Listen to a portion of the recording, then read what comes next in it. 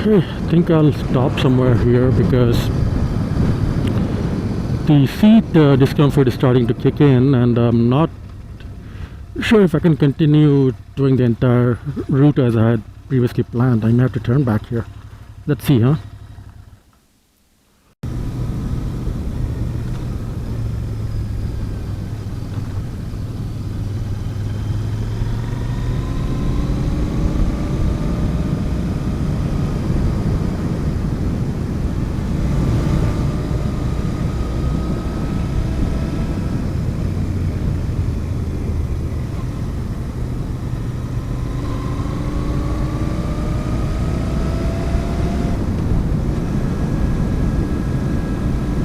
Wow, I didn't know there were twisties here. But they're not really much fun because the surface is quite bad. See, speed breakers mid-corner. Pathetic.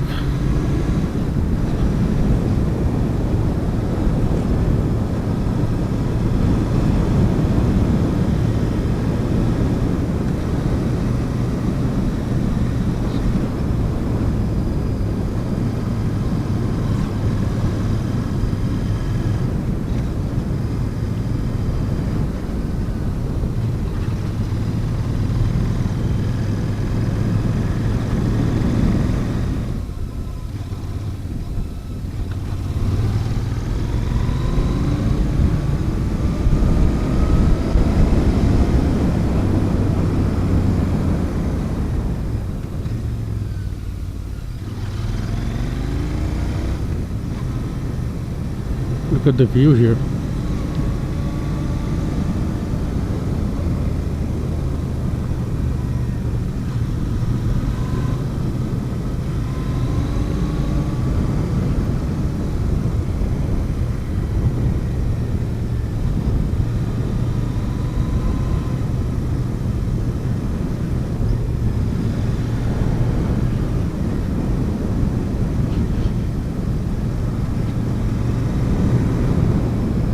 Monkeys.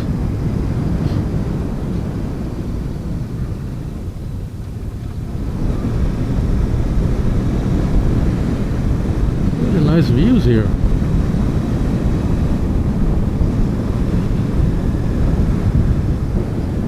Oh, that hill is really tall.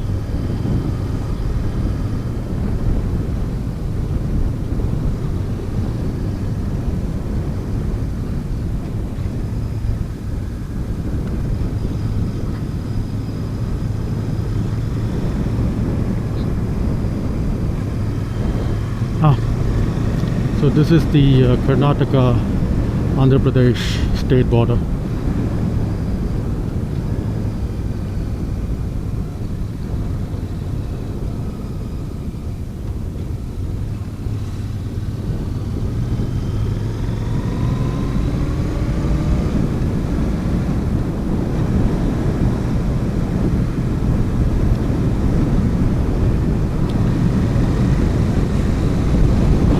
See, as soon as we cross the border, the road changes, the road condition.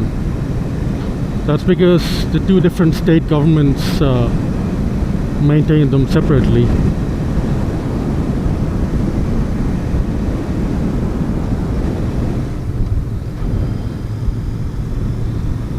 The hills have some interesting shapes around here. Look at that rock there, look, that looks like a pillar. And that one over there. Yeah. Interesting.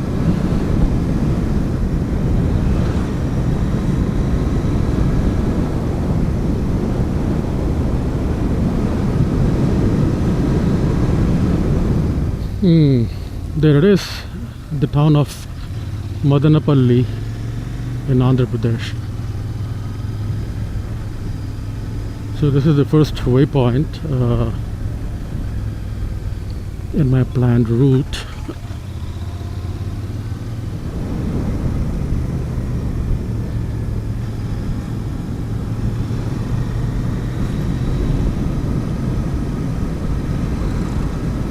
Now this road that takes me from Madanapalli to somewhere around Mulbagal close to Kolar. I'm not sure how this road is.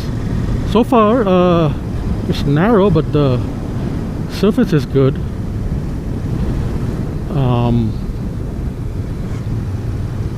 Because this is not a main or major route, you know. The earlier one, I knew that was kind of major, and I had already traveled on some parts of it, so I knew that would be okay. But this one, I really don't know. It's all Google Maps suggested routing.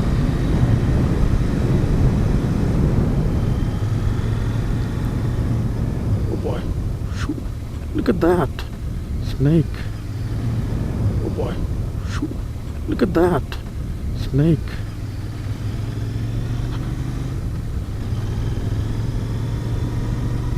Don't know what that snake was. I mean, what type of snake it was, but it was quite long, about 4 feet, I would say.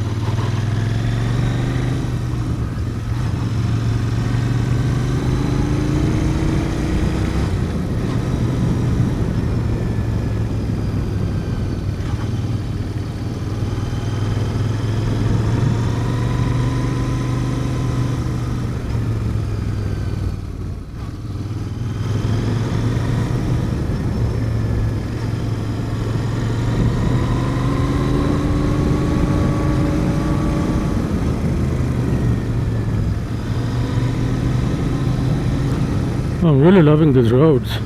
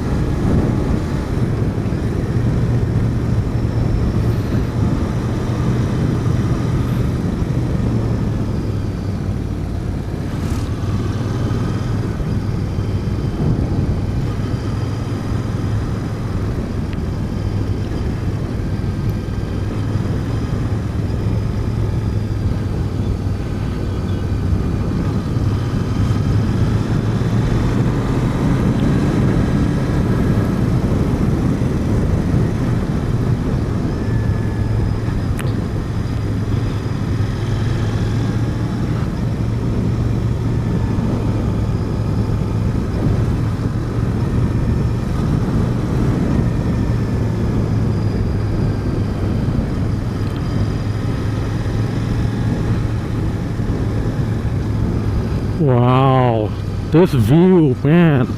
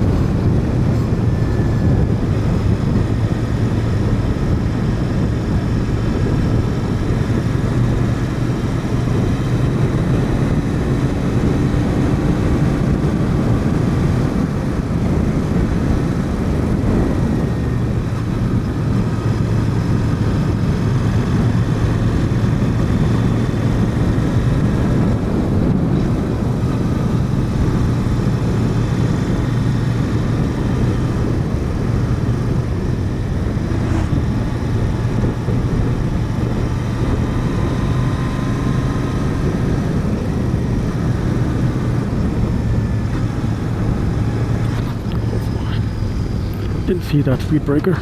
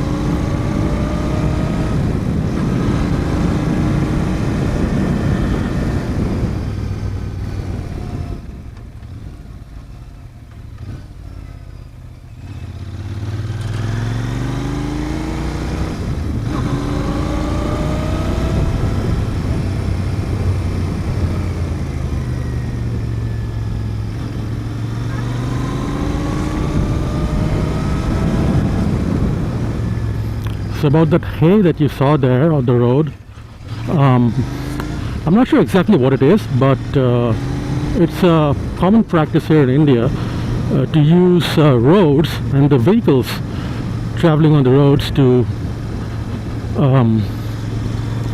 to separate something from something. I'm not sure what it is exactly, but they use the tires of the vehicles going over the hay or whatever that is to separate something, the useful stuff from the useless stuff. that makes sense. So yeah, it's pretty common here in India.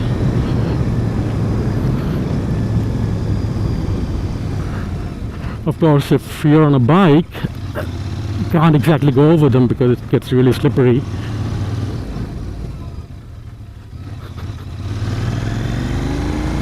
But they keep a narrow channel for you to go through.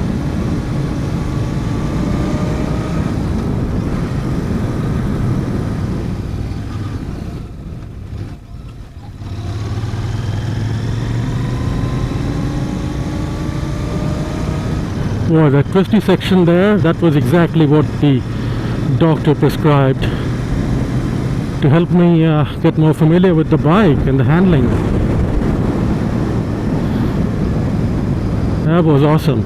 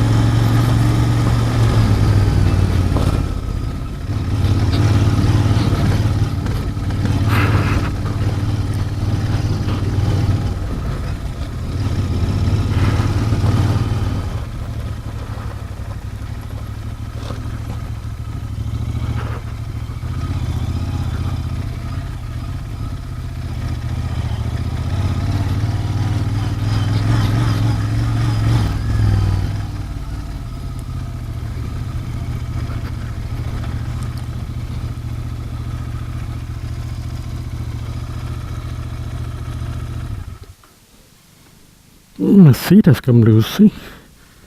I wonder how.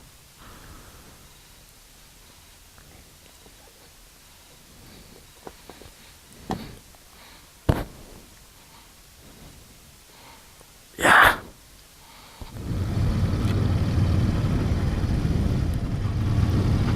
Oh boy, tarmac, finally.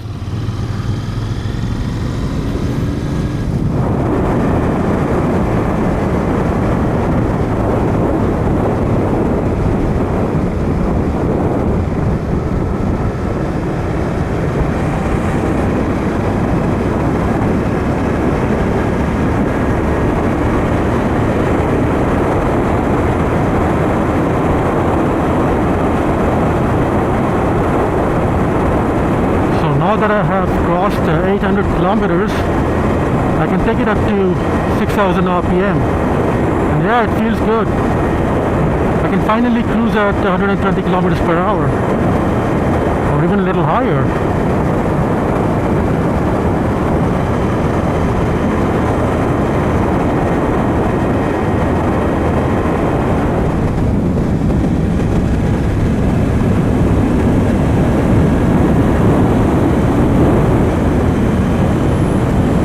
Notice there's some vibration in the right mirror. I can still see, but it's kind of blurred. The left one is much better.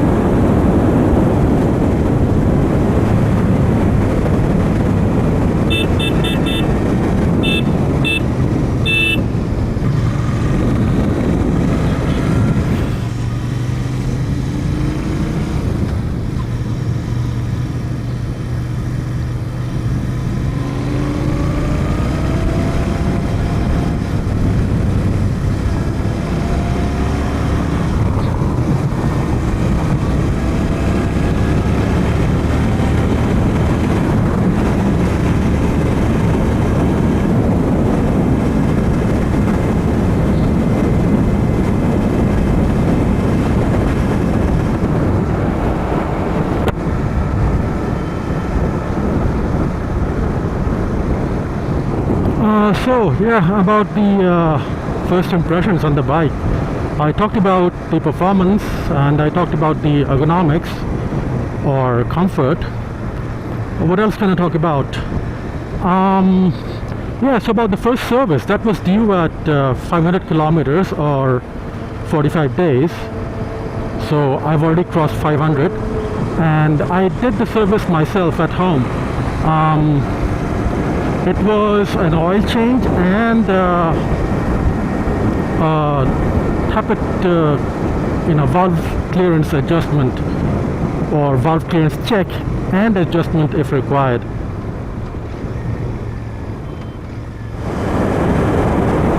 And the main reason was the Royal Enfield dealers. I didn't really like them. Well, I could really go on and on about the Royal Enfield dealers. Of course, I'm kind of generalizing. I know there are some good dealers. I have experienced two of them. And really, right from the pre-sales stage to the after-sales, although I really haven't experienced the after-sales much because I did not really approach them. Well, yeah, I have some experience. Right from inquiring them before purchasing the bike, they were never really that enthusiastic. If you go to any other dealer, well, here's the thing. My experience is mainly with some of the premium brands, at least in recent times. Harley Davidson, which I had, Kawasaki, and so on. Royal Enfield is different. Now, until they got the 650 Trends out, they were kind of on the higher side of the budget segment with the Bullets and Thunderbirds and so on. Now, with these, with the 650s, they're kind of targeting the premium segment of the market, but it's still significantly, the prices are significantly lower than other options in the market from the same segment, from the same, let's say, 650cc or parallel twin modern classic, so because of the price advantage in India at least, they are still almost mass market. The 650s, there's still a lot of demand. So the thing is, the Royal Enfield dealers, they don't really need to do much to sell the bikes. The bikes sell themselves, So the attitude of the dealers, it's very indifferent towards, trying to sell you the bike. They don't really care because people are going to buy them anyway.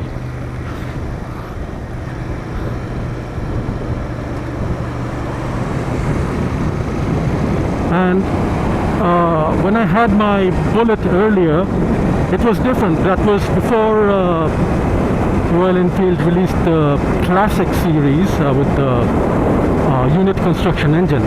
My Bullet was an old cast iron engine, so back then most people would not buy Royal Enfields. They would look up to them, they would aspire to them, but most people would not buy because they were very different from mainstream bikes, most bikes.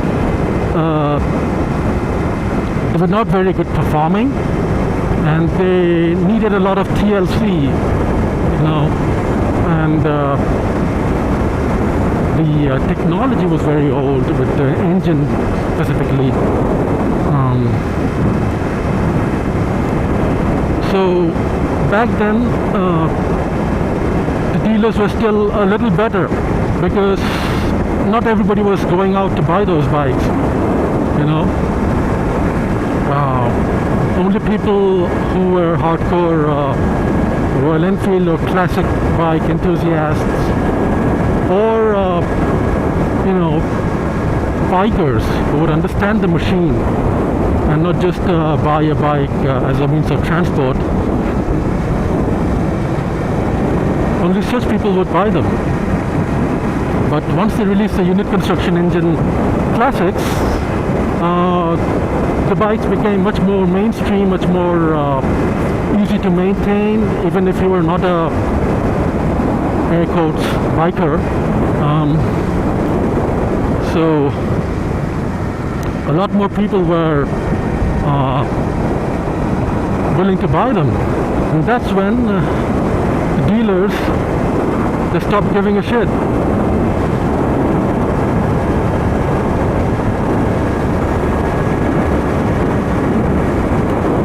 So when I went to buy the bike, I went to two different dealers. None of them were very enthusiastic about, you know, it's like a take it or leave it kind of attitude, you know.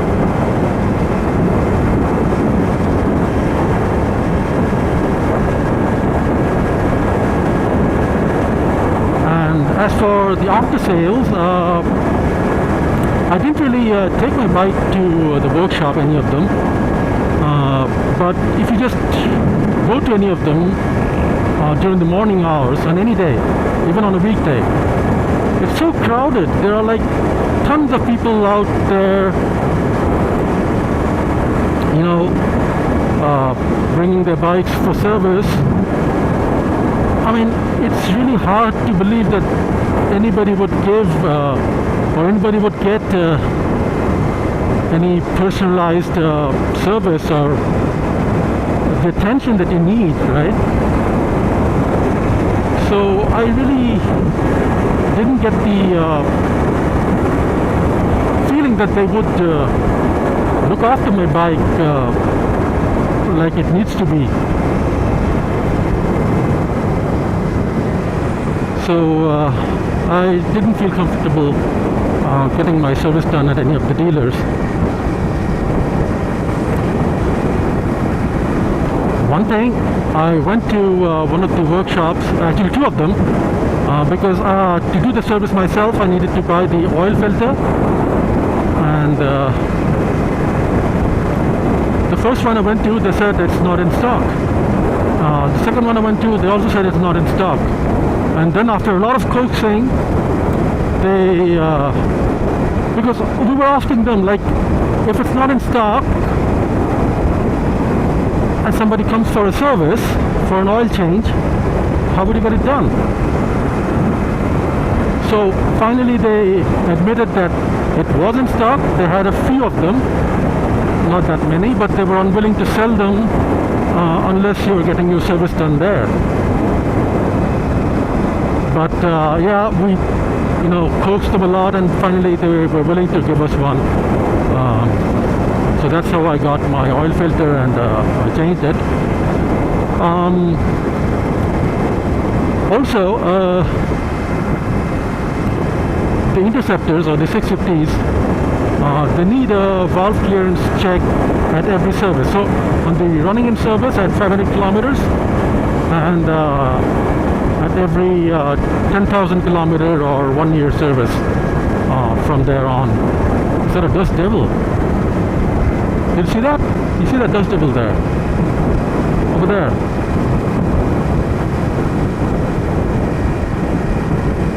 It's breaking up.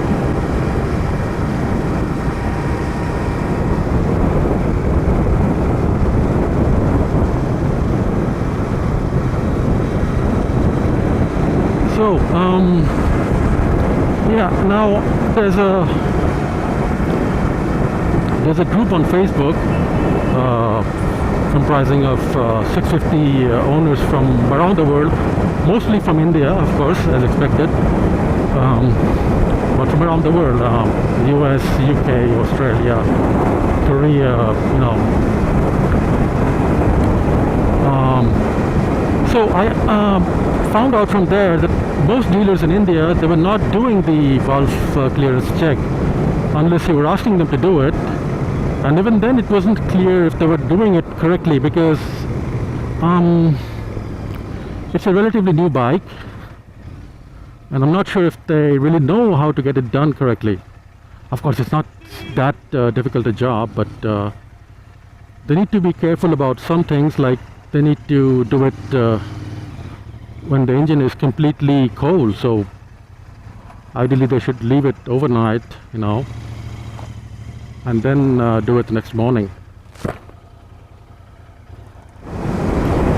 So I really wasn't very confident about going to them and asking them to do it, and then expecting them to do it correctly. So I did it myself. I know I probably would have lost my warranty, because that's how it works in India. But anyway, for the peace of mind, I think it's worth it. For the peace of mind that, for the things that matter, you did the oil change correctly with a good oil,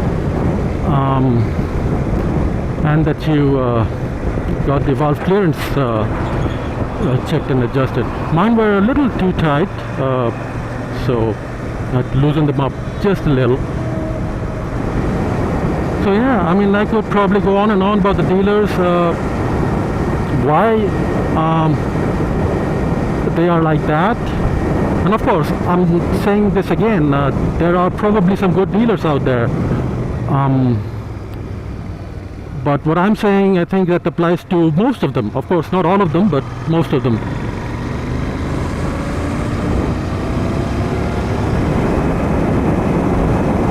They're so bad, I'll tell you what. I actually booked the bike online at the first dealership I went to, and they said that I would get it sometime in January. Then I inquired with another dealer, and they said that they would probably get this Baker Express color in a day or two. And they did, and finally I got it from them.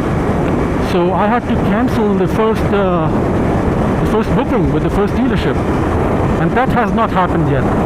I formally put forward the cancellation request about 2 weeks ago, and for the last couple of days I've been mailing them pretty much every day, and there's no response. Sometimes you try to reach them on phone, and even the phones don't work. They keep ringing, so you don't know if they're actually not picking them up, or they're just disconnected. Or sometimes they're just busy. So oftentimes the only way you can actually reach out to them is to physically go there, and that's really, really inconvenient. And that's something I noticed with both the dealerships that I interacted with. It's very hard to reach them on the phone.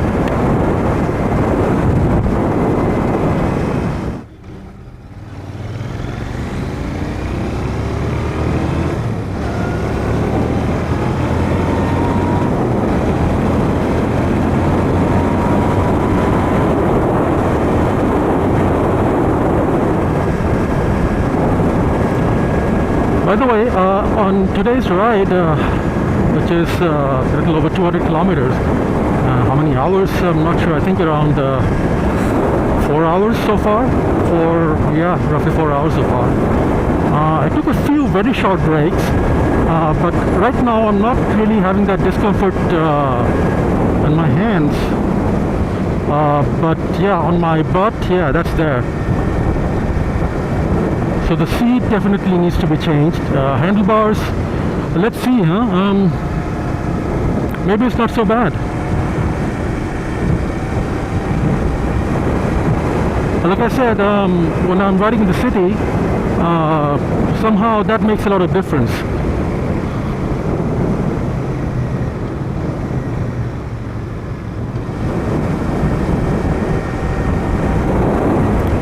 So I think that'll be all for today's video. I really loved that section of twisties. Well, not really twisties, just left and right curves, and the scenery too. Wow, that was awesome, huh? Only after that That section of gravel, that was horrible.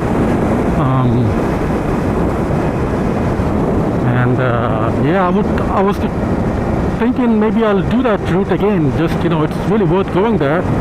But if I do the same, if I do the same route as I did today, I have to do that gravel section, and that's really not worth it. But that's being constructed, so hopefully in a few months that will be done, and then it may be worth doing again.